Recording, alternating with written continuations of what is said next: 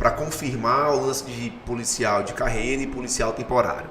E aí uma coisa que o Pinel, Viana, o Batista sempre conversava com a gente, orientava, cara, escute a cadeia, né?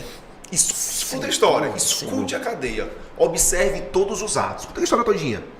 E aí que eu tava saindo de plantão, na época eu era subchefe, né? Subchefe, tipo, administrava ali a entrega do plantão. E aí que dois presos pediram para ir pro médico. E os presos eram bichões, né? A gente conhecia pela sintonia da cadeia. Pela sintonia da cadeia, pela forma como eles falavam era diferente, se comportavam era diferente. E aí que eles disseram, gente, eu quero ir pro médico. Aí eu, passei um rádio, tem médico aí? Não, tem hoje não, só chega de tarde. Ele, não, mas mesmo assim eu quero ir. Tô com muita dor e se eu sentir dor ao longo da manhã, não vou conseguir ficar sozinho aqui. Então, vou pra enfermaria e espero por lá. Aí, cara, a frente tá fechada. Não, tudo bem, espero não passa tempo. Tiramos 2 presos. Aí eu passei na época pro chefe Mário. Lembra do Mário? Antigão também. Lembro. Mário, falei, Mário. O Mário Morenão? Não sei se é o Moreno, não, é moreno, baixinho. De óculos, eu sei que é. Você quer. Falei, Mário, é o seguinte, fulano, desceu pro passatempo. Passatempo, pessoal, era um espaço que foi constituído dentro da cadeia para receber como se fosse um parlatório. Isso. E virou, na época, como eu digo, a arquitetura prisional ela é patética, né? Acho que quem deveria ser preso era o cara que projetou a maioria dos presídios, porque ele não sabe como aquilo ali é mal feito. A gente tem que ajustar depois. E o passatempo é isso, é um canto que você tira o preso de onde ele está, da vivência. Para ele aguardar um atendimento de modo geral. Justamente. Aí eu falei, Mário, é o seguinte, 2 presos assim, falando, estão ali no passatempo e eu acho muito estranho, porque eu falei que não tinha médico que vinha de tarde, mesmo se ele pediu para chegar, para esperar. E isso não é comum desses presos. Observa porque... Justamente quem é liderança não fica sozinho. Liderança não fica só.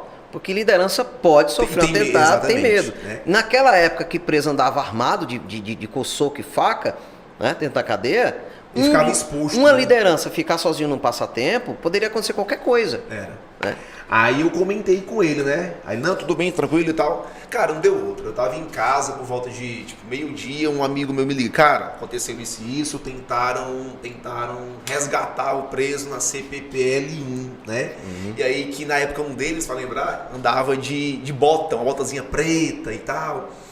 E aí que eles fingiram lá passar mal e não sei o que, e o policial foi ajudar, enfim, renderam os policiais, aí houve o que tu comentou aí sobre... A arquitetura, a cinemática da fuga foi clara, né? Pela manhã, como é o nome? Um CrossFox laranja chegou com 2 mulheres, pararam na frente de uma determinada unidade. No banco da frente tinha uma pistola no lado do motorista, do lado do passageiro um fuzil 5.56, que foi aí que deu errado para eles, que era um modelo análogo ao M4, tá? Não tinha nem quebra-chama. E atrás tinha um parafal 7.62 e uma outra pistola, se eu não me engano, uma CZ 9mm. E o que aconteceu ali? Falsos advogados apareceram lá para tirar os presos para ir para o parlatório. Que era o local mais próximo da rua. Então, à época, a coisa era muito desprotegida, não havia planejamento, que é aí que eu vou falar ainda questão sobre planejamento prisional. Na época, eles foram aglutinados juntos, ou seja, estava tudo organizado. E tinha uma arma já dentro da cadeia, renderam o guarda. O guarda, quando a gente fala, pessoal, quando você entrar na cadeia, você vai entender o sentido da palavra guarda, não é?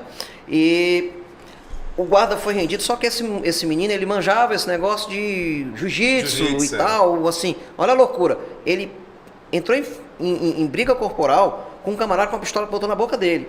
Então o cara foi safo, né? E outros 5 fugiram, eram 6. Eles foram direto para o carro. O camarada da frente, justamente esse que morreu, ele pegou um 5.56, só que pela plataforma R, você tem que botar o carregador. Se você puxar lá, para quem sabe, se você puxar o ferrolho e não bater para a arma entrar na câmera, para a munição entrar na câmera, não vai funcionar. Foi justamente o que aconteceu. Ele alimentou e deu o problema que deu.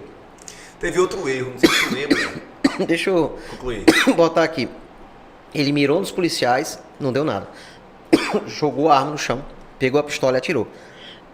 Os outros correram com uma pistola na mão. Os outros presos. Os outros fugitivos, Inclusive esse pitbull. Na hora do tira-tira, nós estávamos no GAP. Águazinha? Vou querer. Nós estávamos no GAP e saímos correndo. E, irmão, foi um sanhaço. 2 colegas, inclusive o Adriano Citó, que era o diretor, renderam com fuzis esses fugitivos, eles entregaram. E esse da pistola que aguentou a fuga, levou um tiro pelas costas, caiu, pão, no chão. Morreu, praticamente, eu vinha dele, caiu no chão. Pronto. Daí começou um negócio chamado consórcio. Consórcio, para quem não sabe, é quando presos têm uma determinada... indivíduos têm uma determinada autorização, porque assim, morte no sistema, no mundo do crime, é autorizada. Tem que ser uma coisa muito extraordinária para acontecer assim, de todo jeito. E queriam matar um cara do GAP. Na época. Certo? Por causa dessa situação. Por causa dessa situação. Foi jurado no velório dele para matar um cara. Né? Eu acredito que o que aconteceu comigo e com outros colegas, assim, eles tentaram. Né? Porque haviam policiais penais que venderam os nossos dados. Né? E saiu o nosso nome numa lista de elogio. Justamente dessa fuga. E estava lá o Paulo José de Souza Rodrigues. Bom, aconteceu isso em dezembro comigo. Né? A fuga foi em dezembro. Foi antes.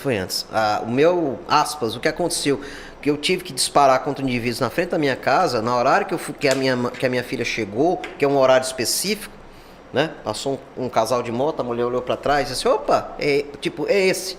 Aí depois veio uma moto e deu o que deu. Eu lembro da situação, inclusive, eu estava na delegacia de polícia lá naquele procedimento. Sim. Eu estava lá.